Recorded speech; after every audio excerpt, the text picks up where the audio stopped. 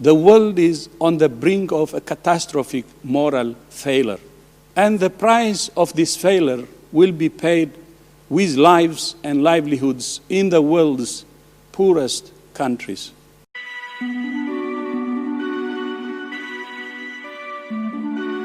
Depuis plusieurs jours, l'OMS alerte sur les inégalités d'approvisionnement des vaccins, pointant du doigt les pays riches qui s'accaparent les vaccins contre le Covid-19 au détriment des pays pauvres.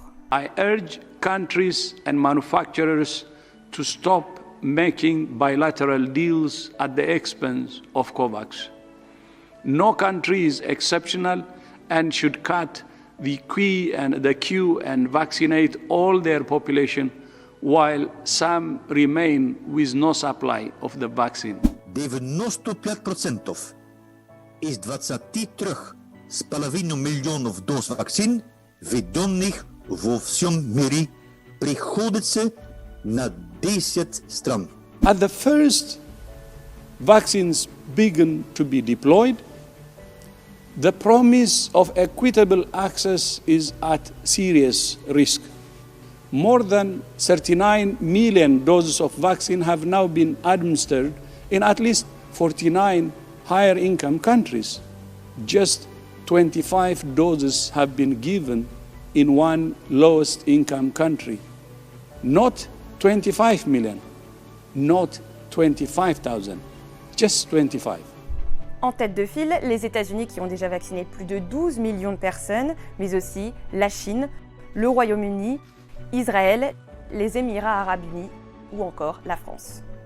It's not right that younger, healthier adults in rich countries are vaccinated before health workers and older people in poorer countries. Pour éviter ce scénario, l'OMS avait mis en place COVAX, un dispositif pour distribuer les vaccins de manière équitable.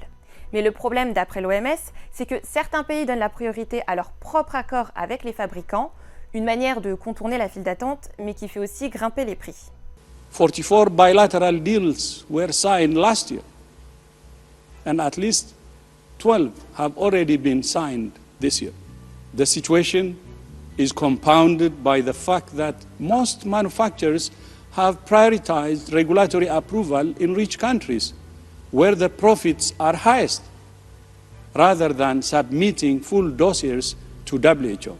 Une situation d'autant plus inquiétante que les nouveaux variants se propagent plus rapidement. Not only does this me-first approach leave the world's poorest and most vulnerable people at risk, it's also self-defeating. Ultimately, these actions will only prolong the pandemic, prolong our pain. The restrictions needed to contain it, and human and economic suffering.